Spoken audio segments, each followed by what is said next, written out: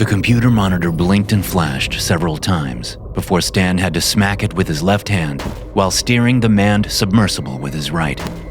It took 2 smacks before the monitor image stabilized again. You'd think with all the money Newsom is pouring into this salvage, he'd spring for decent equipment, Stan said, and smacked the monitor again. This was supposed to be fixed before we dove. Yeah, that would have been a good idea, Dormer replied.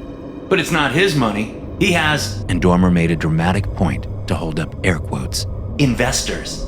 Yeah, well, those investors can lose a little scratch so we have equipment that works, Stan said. In his late 50s, Stan was a wiry man, made mostly of ropey muscle and a grizzled white beard. The lines around his eyes were deep chasms with many stories to tell. Dormer, on the other hand, was a young man of about 28. He was extremely fit, but had that polished look of youth, except for being a little green around the gills after a night of rum shots. Dormer burped, and Stan laughed. Did you drink the whole distillery? Stan asked as he checked gauge readings. I think so, Dormer said and yawned. Then he pointed at the monitor. It's glitching again. Son of a... Stan adjusted his headset and activated the radio. Damn it, Carlton, Stan said into his headset. You were supposed to take care of the monitor glitch last night. There was a squeal of static before a tinny voice echoed out of a small radio speaker set into the 4-instrument panel. He did, Stan, Newsom replied. I watched him tear that thing apart and put it back together. So quit whining and do your job. Well, he put it back together wrong, Stan responded. Because it's still glitching. Screw you, Stan, a new voice called over the radio. Have you ever thought about it being user error instead? Nice try, asshole, Stan replied. You really know how to make friends, Dormer said from behind his co-pilot seat. He was busy checking boxes next to line items on a clipboard. If you keep pissing people off, they'll leave us down here. And by people, you mean Newsom, Stan said, and adjusted the steering wheel a couple of degrees before straightening it out. Not worth the risk, Stan, Dormer said, still checking boxes. You could lose your share. I'd like to see him try, Stan said. I know these waters better than anyone on the Jupiter. I can get rid of a body like that. Stan snapped his fingers. And end up in prison the rest of your life just like that, Dormer replied and snapped his fingers.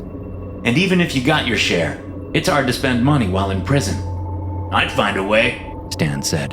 And a 1% share of 10 billion can buy me a whole gaggle of lawyers.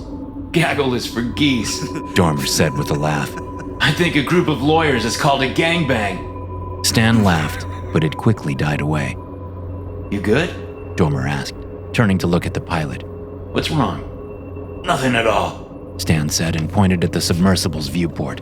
Unless you consider the fact that we fucking found it wrong. Bullshit, Dormer said.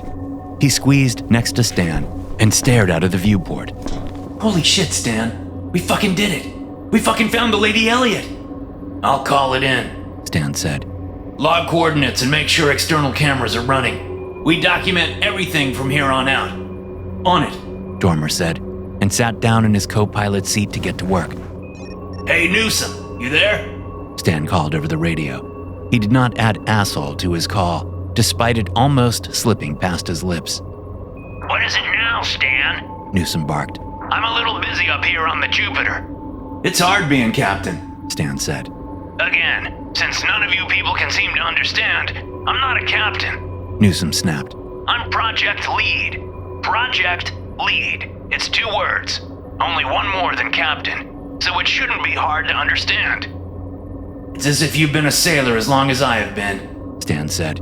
Usually we call the person in charge of the ship captain. It's been a thing for a while now. Oh, you know, a few centuries or so. That type of hierarchy is outdated and inefficient, Newsom said. I hire a boat and... Ship, Stan corrected. Fucking ship, boat, whatever. Newsom snarled. What I was saying is I hire a boat and expect everyone on the boat to do what I ask. That doesn't make me the captain. That makes me the fucking guy in charge of everything. Do you see the difference? Stan sighed. He made sure it could easily be heard over the radio. The only thing I see is the Lady Elliot, Stan said, and grinned wide at Dormer. The young co-pilot grinned back and covered his mouthpiece as he started laughing. I'm sorry, come again? Newsom called over the radio. Did you say you found it? Already? Stan rolled his eyes at Dormer and shook his head. What the fuck do you mean by already, Newsom? Stan replied. This is day 87. That's hardly already. No, I mean you two have only been down there for 40 minutes. Newsom said. That's a day record. 76 minutes, Dormer said, his hand still covering his mouthpiece. But why would the actual time matter when you have limited air, right? Yeah, well, today was the day for making records, I guess. Stan said as he flipped several switches and tried not to laugh at what Dormer said. 2 banks of external floodlights powered up and brought the wreckage into stark vibrancy. Holy crap, Dormer said. It's really her. It's really her, Stan echoed. Hey! Newsom shouted over the radio. We can't see a damn thing. Turn the fucking cameras on. Stan looked over at Dormer. I did, Dormer said, and pointed at an instrument panel. See? All recording. Hold on, Stan said and shook his head. He flipped 3 switches, then turned to look at the monitor. 2 smacks of his hand and the monitor came back to life. What about now? Stan said. Still not seeing it. Newsom said in a sarcastic, petulant voice. I'm looking at the camera feed right now, Newsom, Stan responded. If it can show up on this glitchy piece of shit, then you should see it too. We aren't getting a signal, Carlton said, talking over the radio. It should piggyback off the radio, but it isn't. Can you reboot the camera system? Do we have to? Dormer asked. If we reboot the camera system, then we lose visual navigation other than the viewport. Which is a very limited view, Stan added. And by limited, I mean risky to rely on. Risk is what you are paid for. Newsom barked. Let me handle this, please. Carlton said and cleared his throat. I know how the sub works, guys. You'll still have internal and external lights, plus the viewports. It's not like you'll be trapped in the dark. Don't even put that out there, Dormer said. Not cool. Sailors, Carlton said with a scoff. You lot are the most superstitious sons of bitches I've ever met. You're a tech on a ship, Stan said. That makes you a sailor too, dumbass. No way. Carlton said. I'm a gun for hire that happens to be hired onto a boat. Ship.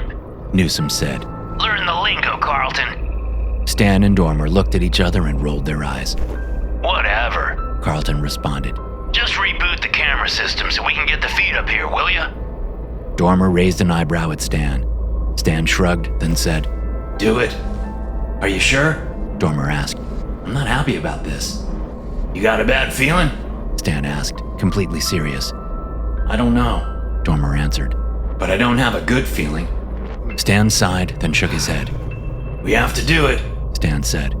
We may be recording to the Mercury's drive, but we still need the camera feed to go topside, just in case.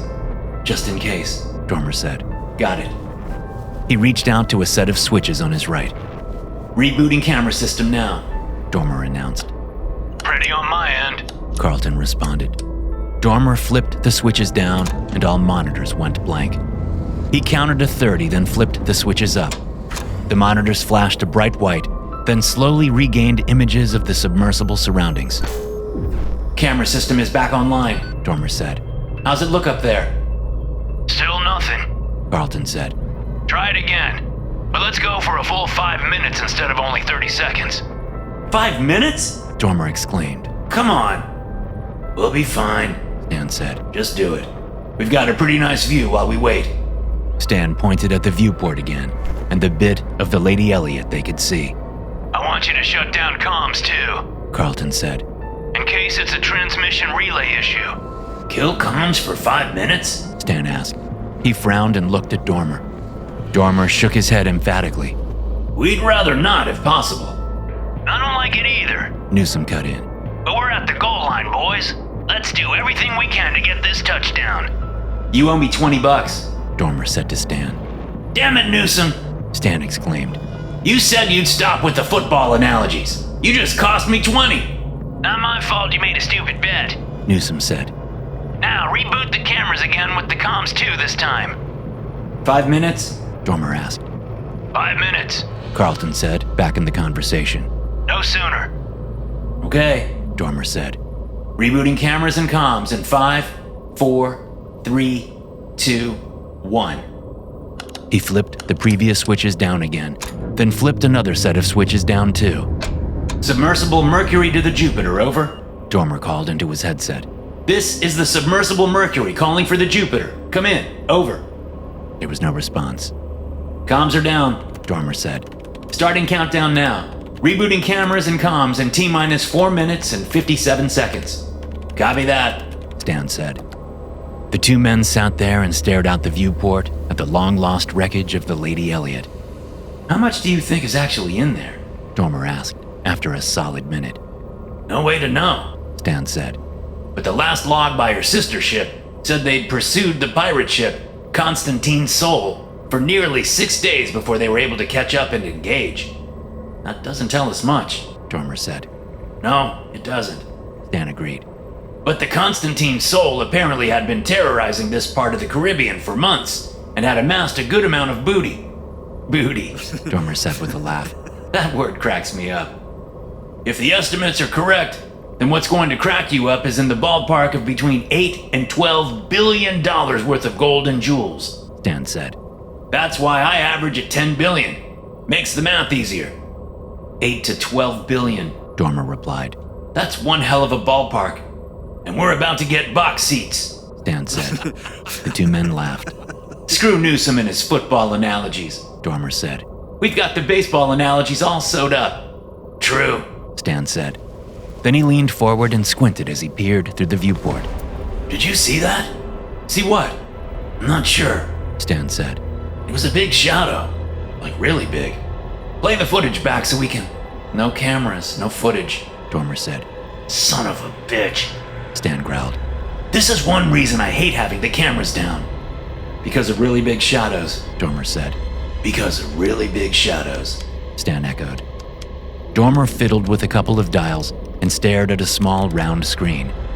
I'm not seeing any significant movement on the sonar. Lots of activity, but nothing large enough to cast a really big shadow. Might have been a trick of the lights, Stan said and leaned back. I'm sure that's what it is. A bleep echoed in the Mercury. Hold on, Dormer said. now I'm picking up something. Really big?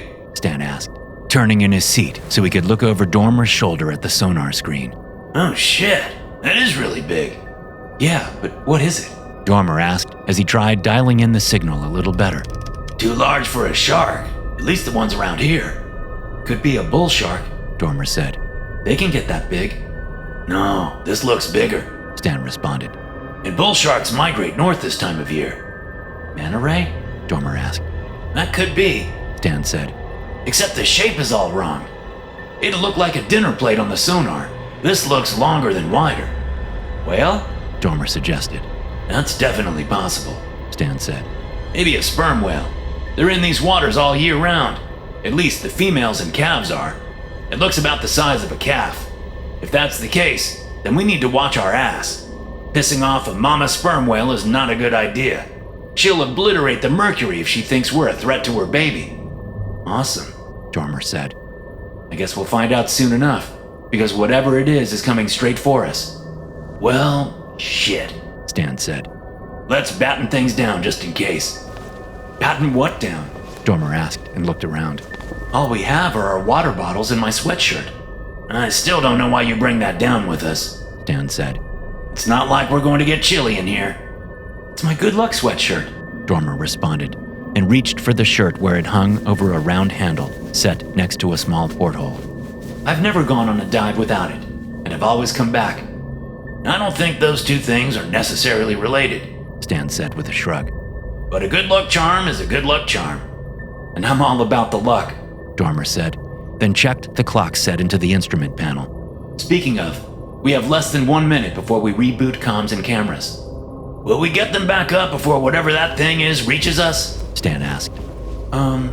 What is it? Gone is what it is. Dormer said, and leaned to the side so Stan had a better view of the sonar screen. See? The unidentified swimming object is gone.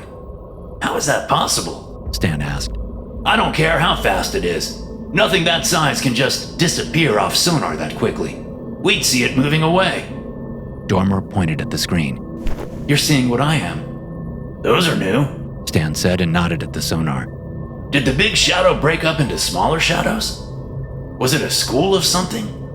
If that's the case, it's a school of big somethings, Dormer said. These smaller blips aren't exactly clownfish-sized. Weird, Stan said. Oh well, I'd rather deal with a bunch of small things than one huge thing, I guess. Amen to that, Dormer said. Switching online in 10, 9, 8. Just flip the switches, Stan said. No switch is flipped before it's time, Dormer said. 4, 3, 2. The entire submersible shook hard, and Dormer was thrown into the instrument panel before he could flip a single switch. Stan gripped his seat's armrests, then leaned forward and craned his neck as he tried to see out of the viewport. What the fuck just hit us? Stan asked. I don't know. Fuck! Ow! Stan looked over and his eyes went wide. Fuck! You're bleeding bad, Stan said, then got up out of his seat. He had to stay hunched over to move in the tight space, and it was hard to squeeze by Dormer, but he got to the first aid kit fast and yanked it off the wall. Must have hit my head, Dormer said as he held his hand to his forehead. Yeah, you think? Stan laughed. Hold still and let me look at it. I am holding still, Dormer said. I know, it's a figure of... Stan didn't get to finish his sentence as something slammed into the Mercury starboard side. The impact threw Stan to the floor, and he cried out as he felt a bone snap in his left wrist. Fuck! He yelled, rolling over onto his back so he was off the wounded wrist. Dormer, you good? What the shit? Dormer muttered. Lights flashed, and a couple of sparks flicked from the main instrument panel. Stan pushed himself up into a sitting position with his good hand and frowned. Dormer was at the viewport, his bloody face pressed to the thick glass. Dormer? Stan asked. What is it? You won't believe this, Dormer said, looking back at Stan. Come look. Stan recoiled at the sight that Dormer's bloody face made in the flickering lights. Get back from there and sit your ass down, Stan said. We need to get comms up now. We're both hurt and... The Mercury lurched to port hard, then began to roll. Stan and Dormer were thrown this way and that as the submersible tumbled through the water. Hold on! Stan shouted, then screamed in pain as his wrist collided with the hard surface. Motherfucker! Stan didn't get to finish swearing as the Mercury came to a sudden stop, tossing Stan hard against one of the instrument panels. The lights flickered, then went dark. When the red emergency lights came on, Stan realized he must have lost consciousness. But he also realized he was in a world of hurt, both literally and figuratively. Suddenly aware of his precarious situation, Stan braced himself the best he could. It wasn't easy considering the Mercury was canted at an almost 60-degree angle, and he'd ended up at the aft end where the entrance hatch was. The hatch's wheel dug into Stan's back, and his wrist felt like hot iron. But he knew if he even shifted a little bit, he'd fall to the front of the Mercury. As far as Stan could tell, the only reason he hadn't fallen already was because his legs were jammed up against the edge of one of the instrument panels. If he moved his body at all one way or the other, then he'd tumble down the Mercury and land directly on Dormer. Shit, Dormer, Stan mumbled. Stan's tongue felt heavy in his mouth, and he could feel warm wetness spilling down his chin. He must have bit his tongue during the tumble. He didn't feel much pain from it, but he was certain that pain would kick in eventually once all the other pains gave it room. Hey, Dormer, Stan called out. Dormer lay there in a heap up against the viewport. His head was turned at a weird angle, making it hard for Stan to see the man's face. Stan cleared his throat and then yelled. Dormer! The co-pilot didn't respond, and it was too dark for Stan to see if the man was even breathing or not. The red emergency lighting kept the pitch dark at bay, but didn't exactly provide the illumination needed to see details. Dormer, wake up! Stan shouted. The co-pilot still did not move. Shit, Stan muttered as he studied the interior of the Mercury in order to assess what exact situation he was in. His eyes told him it wasn't a good one. Okay, Dormer, Stan said out loud. I'm going to list the damage, and maybe that'll wake your ass up. The co-pilot stayed silent. We are running on emergency power, Stan said. Whatever hit us knocked out the motors. The batteries may be damaged, but there's no way to tell unless I can get the systems back up. Stan craned his neck to see if he could read one of the instruments on the panel his legs were jammed up against. Oxygen is at 30%, Stan said. which is not good. That means we lost some air in the collision. One of Stan's shoes began to slide just a little, and he froze. He eased his weight back and quit trying to read the instruments. His shoes stopped slipping, and Stan began to relax a little. Then he jolted as he saw something move just beyond Dormer, something in the water just on the other side of the viewport. There was so little light, and the external floods had gone out, so Stan could barely make out anything. He wasn't sure if something was big or not. Was it the same something that had collided with the Mercury? He didn't know. Was it just some curious sea life? He didn't know. Was it a new threat? Again, he didn't know. Stan waited for the movement to repeat itself. He counted to 100, but the something didn't appear again. Okay, Stan mumbled. What else can I tell you, Dormer? Stan waited, but there still wasn't any response from the crumpled body below. I can't stay here, I can tell you that, Stan said. I need to get the motors up and running and restore power. Then I need to get comms operational so I can call the Jupiter. Stan eyed the route he'd have to climb to get down to the motor controls. He wasn't happy with what he saw. While there were handholds built into the walls and ceiling of the Mercury, Stan was down one hand. Could he reach a handhold and keep himself from falling by using only his good hand? Maybe. He felt like hammered shit and knew he had a lot more injuries than just his wrist and tongue. Pain from various regions of his body was beginning to make itself known. Don't panic, Stan told himself, as a sharp stabbing pain coming from the right side, down around his lower back, got his attention. The pain was definitely internal. Bruised kidney, he said, hoping that was all it was. How about you, Dormer? Where are you hurting from? Dormer still did not respond. There was movement again outside the viewport, and Stan's blood ran cold. Stan no longer thought whatever was out there was huge. He could easily tell because the thing was the size of a person, and had a person's face. No, Stan said, and rolled his head on his neck. Bumped the old noggin, that's all. I got knocked out, and now I'm seeing shit. Stan nearly screamed when a loud knock rang out from the outside of the entrance hatch. And, hearing shit too, Stan continued. Perfectly normal when dealing with a head injury that resulted in the loss of consciousness. Taking a deep breath and holding it, Stan waited for the sound to repeat itself. There was only silence. Okay, that's a good sign, Stan said. Maybe it was debris. We were right next to the Lady Elliot. Whatever hit us probably knocked us into the wreck. I bet the Mercury is actually inside part of the ship, or at the very least, wedged up against it. Probably a hunk of wood or... The knocking came again, twice, in perfect rhythm, as if someone was at the front door. Nobody home, Stan whispered, then almost started to laugh. He clamped his good hand over his mouth to hold in the sudden, uncontrollable giggling that threatened to burst up out of his throat. He almost lost his balance and fell down to Dormer. Stan quickly braced himself again with his good hand. Stan began to count. After counting to 200, Stan took a deep breath, then leaned back and pressed his ear against the hatch. The metal was freezing cold and stung the already tender skin of Stan's ear, but he didn't pull away. He kept the ear pressed against the hatch and listened with all his concentration. Stan screamed when he heard the knocking again, not because it erupted right by his ear, but because it didn't. It came from the viewport down under Dormer. Then Stan started to laugh. What was he thinking? The Jupiter sent rescue divers down for them? Of course they did. Stan had been knocked out and must have lost his sense of time. He and Dormer had probably been down for hours. That would explain the 30% oxygen level. Hey! Stan shouted. Hey! Out here! We're alive in here! Stan wasn't exactly sure if that was true. He was alive, obviously, but he still hadn't confirmed Dormer's status. The man hadn't moved a millimeter since Stan had woken up. The knocking came again from the viewport.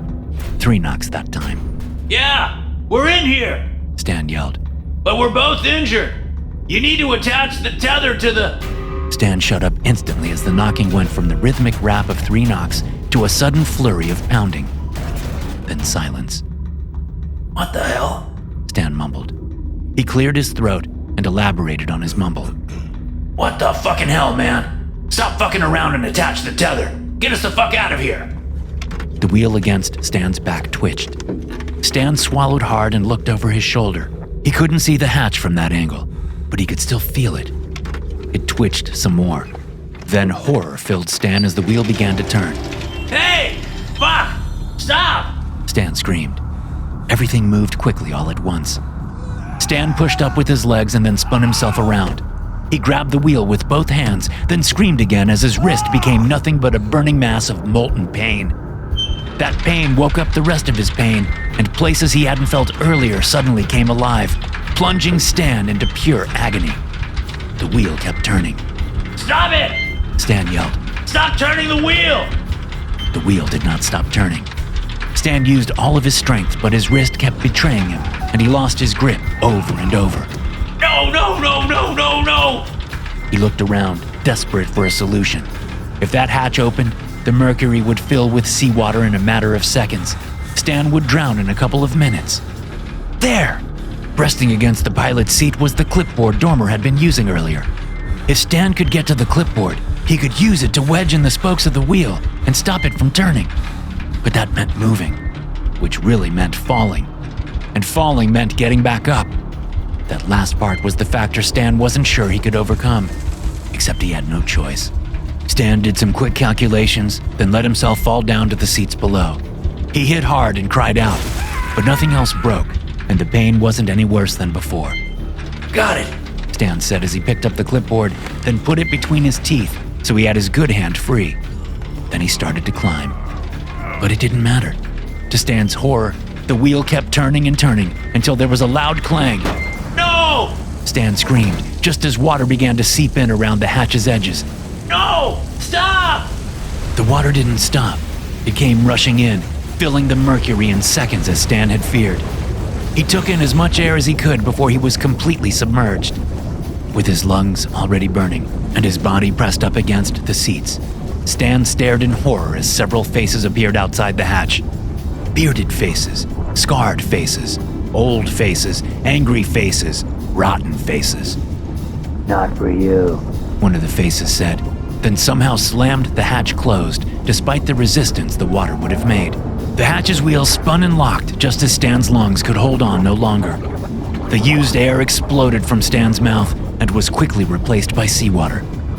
Seconds later, Stan's lifeless body floated about the Mercury, bumping into instrument panels before finally settling down with Dormer against the viewport.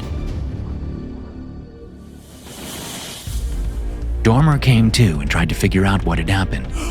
The inside of the Mercury was bathed in red emergency light, but he could see that the Mercury was at a steep angle, a very steep angle.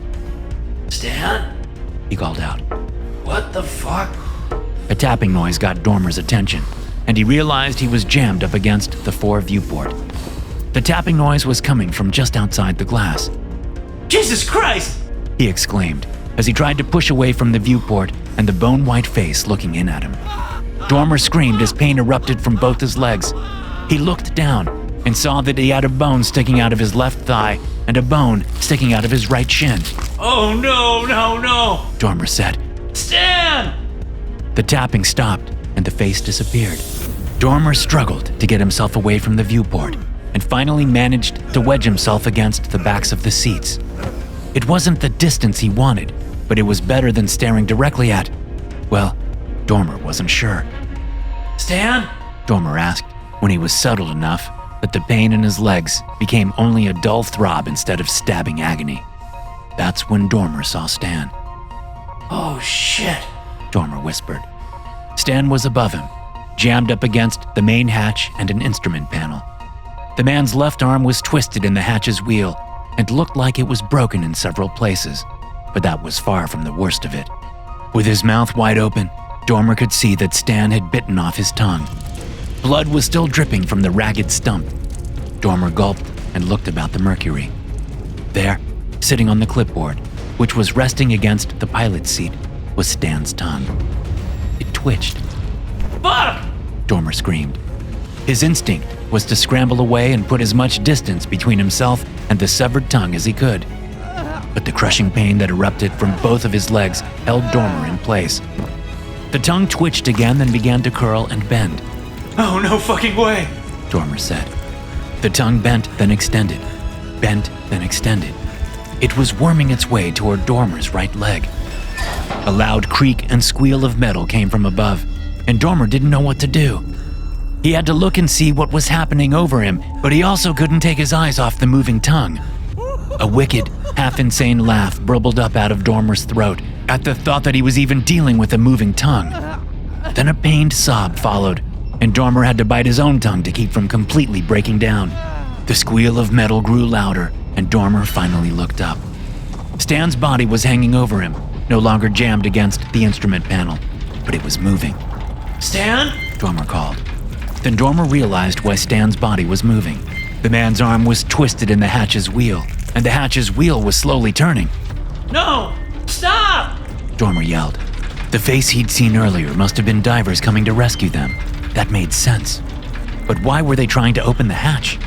The Mercury would fill with water in seconds. He and Stan would drown in minutes. Not that Dormer thought Stan was still among the living. The way his body slowly spun like a rag doll as the hatch wheel turned told Dormer that Stan was beyond rescue.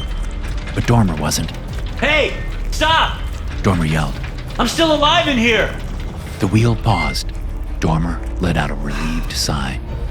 Then a cacophonous banging filled the Mercury, and Dormer clamped his hands over his ears. Above him, Stan's body jerked and swung, gaining in momentum until it finally, and literally, broke free from the wheel and fell straight at Dormer. Dormer screamed like he'd never screamed before as Stan's body collided with him, landing directly on Dormer's legs. Oh God! Get off! Get off! Dormer said, and tried to shove Stan away. But with every movement came a wave of fresh pain, and Dormer had to stop so he didn't pass out. Above him, metal squealed once more. No! Stop! Dormer screeched over and over until his throat was raw and couldn't produce another word. The wheel above continued to turn and turn and turn. When the water seeped around the hatch's edges, the young man could only lay there and sob. Stan's body draped over his broken legs. Soon seawater was pouring into the Mercury, and Dormer knew it'd only be a moment before he was fully submerged, and there was nothing he could do about it. The hatch above swung all the way open, and the Mercury was completely filled with water. As Dormer held his last breath, he stared in horror at the many faces that peered down at him. Bearded faces, scarred faces, old faces, angry faces, rotten faces. Not for you. One of the faces said, then somehow slammed the hatch closed. The wheel spun and locked, just as Dormer's lungs could hold in the spent air no longer. A mass of bubbles exploded from Dormer's mouth and was quickly replaced by seawater. He blinked once, then twice, then never again. With Stan's lifeless body pressed against him, Dormer's body stayed where it was, the backs of the pilot's seats his final resting place.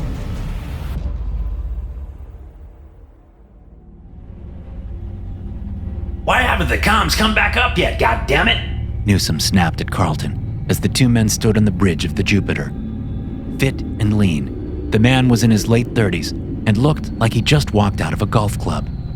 He was dressed in a polo shirt, khakis, and even had a visor on. Definitely not sailor attire. I don't know, Carlton replied. Maybe they shorted out during the reboot. Or maybe something happened down there. Carlton was about the same age as Newsom, but pudgy and pale. He scratched at his chin where the beard he'd been trying to grow for the past 70 days barely existed. His chin and cheeks were mostly dotted with the occasional patch of short stubble. Or maybe something happened down there. Newsom mocked. I don't give a fuck about some things. Give me answers, dipshit. Whatever, Carlton replied and sat down in front of a laptop. I'll do what I can. You'll do better than that. Newsom said. Or we can rethink your share. Oh? You plan on giving me more? Carlton asked, without looking away from the laptop. You fucking wish. Newsom replied. You'll be lucky to get anything if you don't get the comms and cameras back up. Hey, Newsom! Jackson, one of the ship's mates, called out from the other side of the bridge. Mid-20s, burly. Jackson had a mean look to him that wasn't softened by his personality. You'll want to see this? Mr. Newsom, Newsom said. Sorry. Jackson said, not sounding sorry at all. Hey, Mr. fucking Newsom, you'll want to see this. Drop the attitude, Jackson. Newsom replied. and left the comm station and walked over to Jackson at the radar and sonar station. What is it? I don't know, Jackson said. That's why I want you to have a look. You were hired for your expertise, Jackson. Newsom said. Expertise means you have answers. Just look at the fucking screen, will ya? Jackson responded. Mr. Newsom. Newsom snorted, then stared at the sonar screen and frowned. Is that the Mercury? Newsom asked, pointing at a mass on the screen. Yeah. Jackson replied. Then why don't we see the Lady Elliot? Newsom asked. We should see that too, right? We should, yeah. But that's not what I'm looking at. Jackson said. I'm looking at what's around the Mercury. Do you see what I'm talking about? I don't know. Newsom said, squinting at the screen. Looks like fish. That's what I thought at first, except they're a little big for fish. Jackson said. There are plenty of fish that size in these waters. Newsom said. It's the tropics. Just wait. Jackson said. You'll see it. Wait for... Oh, shit! What the hell just happened? Newsom exclaimed. The fish, if that's what they are, did this before. Jackson said and tapped the screen. They suddenly school and then surround the Mercury. This is the third time they've done it. It's like they're attacking the sub. Newsom said. Fish don't usually do that. I mean, that's fucking weird, right? Yeah, it's weird. What's also weird is that fish that size don't school. Jackson said. That definitely doesn't happen in these waters. Am I wrong, or do those shapes look like the size of people? Newsom asked. They kinda do. Jackson answered. Fuck! Newsom shouted. We got claim jumpers! This isn't a gold mine, Jackson said. and maritime law states that a salvage can't be claimed until... I know what the fucking maritime law is. Newsom snapped. Still nothing. Carlton said as he joined Newsom and Jackson by the sonar station. Hey, where's the ship? Sub or submersible. Newsom corrected. That's what it's called, as I have been reminded too many fucking times. No, I mean the ship. Carlton said. He nodded at the screen. Didn't they say they found it? The Lady Elliot? We already noticed that, Carlton. Newsom said slowly, like he was talking to an imbecile. So where is it? Carlton replied in the same type of condescending voice. Shit! Where'd they go? Jackson asked. Where'd who go? Carlton asked. The fish, the shapes, whatever they were. The thing's going after the Mercury. Jackson said. The thing's going after the Mercury? Carlton asked and took a step back. What does that even mean? Claim jumpers. Newsom snarled. Is that even a thing in the water? Carlton asked. Aren't they called something else? Pirates. Jackson said as he fiddled with the sonar controls. Then he threw up his hands. I don't know what the fuck is going on. I've adjusted the settings and still nothing. They just vanished. Like the Lady Elliot. Carlton said. Spooky. The Lady Elliot never showed up on the sonar. Jackson said. We only have Stan and Dormer's word that they found it. Double spooky. Carlton said. Double fucked up is what it is. Newsom snapped, then rubbed his forehead as he stared at the screen. Okay, fuck this. This is no longer a discovery. I'm calling in Menendez. Yeah, good idea, Carlton said. Time for rescue mode. Rescue? What are you talking about? Newsom asked. Stan and Dormer? Carlton said. Screw those guys. Newsom said as he pulled a radio from his belt. They knew the risk. Carlton shook his head and went back to his laptop. Menendez, come in. Newsom said, pressing the radio's button. Then he let go of the radio's button and waited. Menendez here. A voice responded from the radio. What do you need? We need your team to go down and take a look at the Mercury. Newsom said and closed his eyes. We've got claim jumpers. Pirates. Jackson said under his breath. And we should also rescue Stan and Dormer. Carlton said. And I think they're just called thieves. Will you two shut up? Newsom barked. Did you hear me, Menendez? I heard you. Menendez responded. We'll suit up immediately. Newsom placed the radio back on his belt and stared out at the bridge at the clear blue waters of the Caribbean. Say a prayer, boys. Newsom finally said, as he saw Menendez and his team prep for the rescue dive down on the ship's deck. We got a lot riding on this. Prayer for Stan and Dormer? Carlton asked with a sneer. Fuck off. Newsom said. 30 minutes later, the bridge crew were staring at footage coming from Menendez's team's cameras. We're almost to the Mercury. Menendez reported over the radio, his diving mask structured and wired for comms. It looks like it got knocked around and is resting up against the Lady Elliot. Wait, I'm sorry. Repeat that? Newsom responded, shooting a confused look over at Jackson. Are you saying you can see the Lady Elliot? Yeah, I see it right here. Menendez said. Let me turn for a better angle. The screen showing Menendez's camera shifted and was filled with a partial view of the Mercury resting up against the wreckage of the Lady Elliot. The sonar isn't picking that up. Hey, there's something on the side of the Mercury. Menendez reported. We're going in closer. Any sign of the claim jumpers? Newsom asked. Pirates. Jackson said. Thieves. Carlton chimed in. Shut up. Newsom snapped at them, then said into the radio. Watch your backs. That's the plan. Menendez said. The bridge crew watched the multiple camera feeds as the team dove closer and closer to the Mercury and the wreckage it rested against. Stop! What was that? Newsom called. Who had that angle? Dixon? Is that your camera? Go back.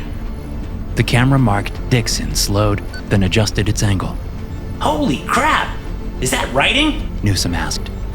The image from the camera picked up deep gouges in the side of the Mercury. See? Newsom yelled. Claim jumpers! The deep gouges made up 3 words. Not for you, in barely legible script. Hold on.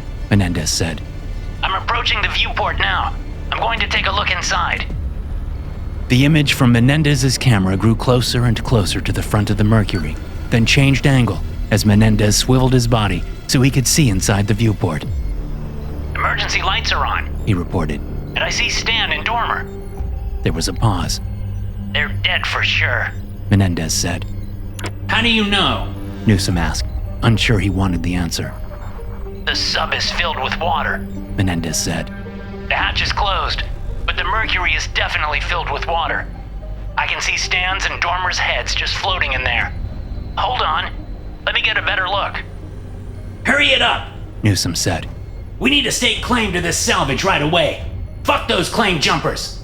Then he jabbed fingers at Jackson and Carlton. Don't fucking say it! Jesus. Menendez said. It looks like they were fighting. They have their hands wrapped around each other's throats. What the fuck? Say that again, Menendez? Newsom said. I thought you said... Wait. I see something next to the viewport. It's like it was placed there. What is it? Newsom asked. Just give me a second. It looks like a gold... What was that? One of the divers called out. Holy fuck! Williams, you good? Menendez asked. Get off me! Dixon shouted. Dixon? Williams? Menendez yelled. Report! Menendez! Newsom called over the radio. What's happening? Hold on! Menendez snapped. Who are you? Another diver screamed. No! Another cried. Team, report! Menendez shouted. The image from his camera was chaos as the man moved about the water. Everyone, come in, now! Then the comms were filled with nothing but screams, followed by an eerie silence as the water in every image from the divers' cameras turned blood red. Menendez? Newsom called over the radio. Menendez, come in. The silence persisted. Dixon? Williams? Morgan? Knotts? Only silence. Then the radio exploded with static and a raspy voice croaked. Not for you. All of the camera screens went black.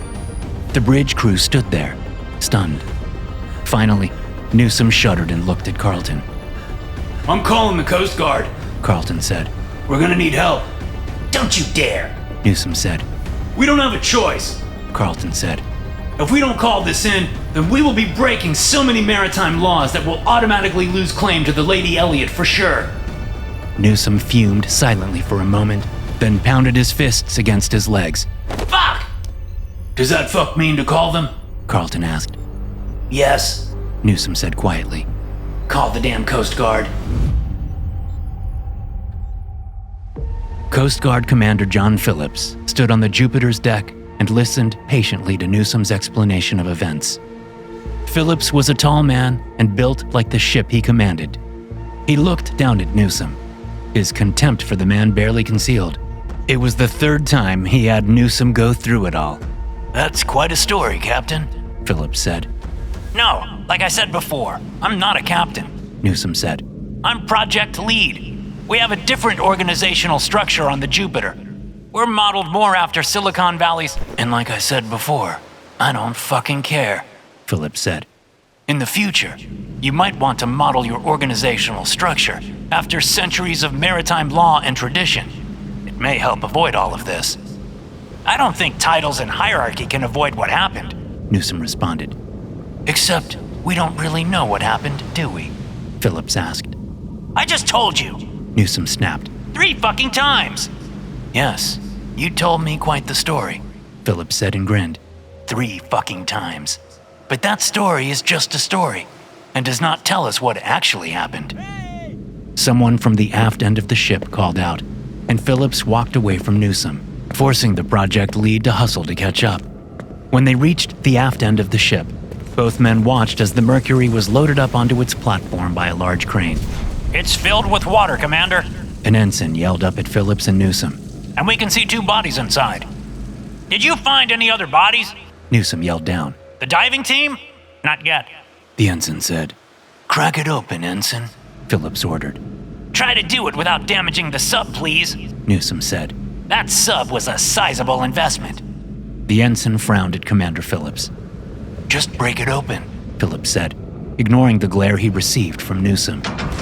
It wasn't hard to get the Mercury's hatch open. With all the pressure from the seawater inside, it was more about getting out of the way of the hatch when it swung open than trying to pry it open. 2 ensigns stepped into the submersible. Gonna need some help, one of them called from inside the sub. 2 more ensigns squeezed into the space.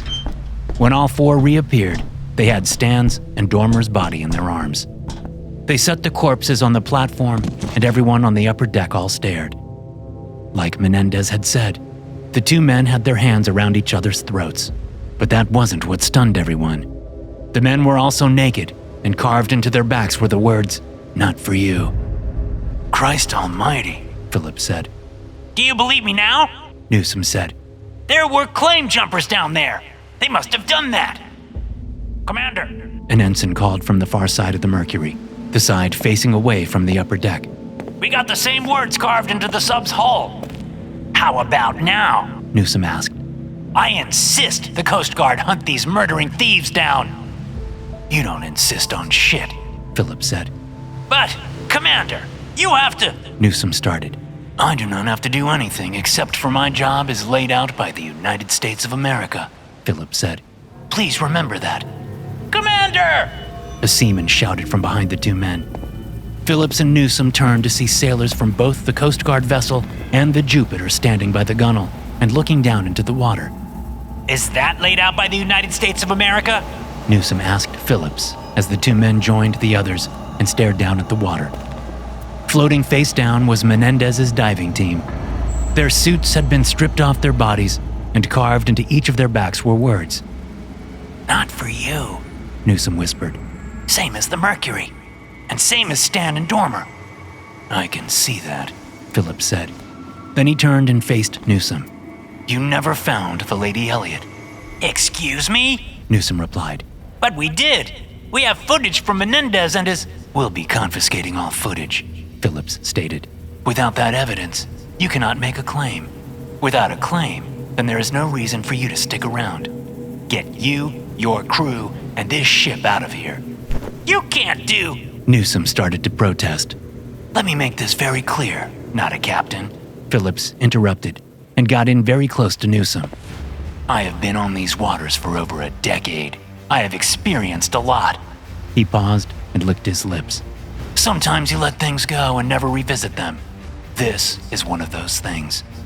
But I have investors who have spent millions looking for... Newsom said, then stopped when Phillips jammed a finger in his face. When the waters tell you it's not for you, then that means it is not for you, Phillips growled. Or do you need more signs? More dead shipmates? Newsom didn't say a word. He only glared at the commander. Or I confiscate this ship and everything on it as part of my investigation, Phillips said. Do you hear me, not a captain? Newsom sighed and shook his head. Yeah, I hear you. I'll shut things down right away. Good, Phillips said, then turned and walked off as he shouted orders to his people. There was a knock at Newsom's door later that night. Come in. Newsom called from the small desk in the corner of his cabin. Jackson walked in, closed the door, then held out his hand. What's that? Newsom asked. A gold coin, Jackson said. Turner picked it up without the Coast Guard seeing him. Where'd he find it? Newsom asked, a little hope in his voice. It fell out of Menendez's mouth, Jackson said. I think it came from the Lady Elliot. That must have been what Menendez was talking about over the radio, Newsom said. How'd it end up in his mouth? Jackson shrugged. Let me see it, Newsom said and held out his hand. Jackson crossed over to him and set the old coin in Newsom's palm. The project lead studied it for a minute, then looked up at Jackson and smiled. The Coast Guard may have taken our footage, but this is 1,000,000 times better than footage, Newsom said, his smile widening. That's what I was thinking, Jackson said. Who else knows about this? Newsom asked. Only Turner, Jackson said with a laugh. And that old coot was about to toss it off the ship. He was saying something about it being cursed. What a moron, Newsom responded. This is our ticket back in. We can establish a claim with this. Fuck what the Coast Guard said. The Lady Elliot is ours. That's what I was hoping you'd say, Jackson replied. We're back in business, baby. Back in business. Newsom echoed, then cupped the coin and stood up. I want all remaining divers on the top deck immediately. Now? Tonight? Jackson asked. We need them down there so the claim is documented and logged, Newsom said. You sure we shouldn't wait until tomorrow? Jackson asked. Dive in the daytime? And let the claim jumpers get there first. Newsom replied. Fuck that. We dive tonight. Then we all become very rich men. The Coast Guard cutter floated next to the Jupiter. Commander Phillips stood on the bridge and waited for the report from the security team he'd sent over. I told them to leave, Phillips said. The crew on the bridge were used to him thinking out loud, so no one responded. If they're lucky, they... Commander, A voice called over the radio. we found the crew down in the cargo hold. All of them? Phillips asked. Yes, all of them, sir. The voice said. And, Out with it, Master Chief. Phillips ordered. they, looked like they were fighting. The Master Chief reported. It's like they killed each other. Phillips sighed and rubbed his forehead. Are they naked? Do they have words carved into their backs? Phillips asked. The bridge crew held their collective breath as they waited. Yes, The Master Chief answered after a few seconds. I've never seen anything like this. I have. Phillips said quietly. He took a deep breath and clapped his hands. All right, people. We know what to do. He announced to the bridge crew. Prepare the tow line and let's get us and that ship as far away from these coordinates as possible. No one argued. No one asked why. The bridge crew sprung into action as Commander Phillips sat down in his chair and shook his head. Idiots. Phillips said. They never listen. Thanks for listening. If you enjoy these stories, be sure to subscribe to the podcast and check out some more of my episodes here.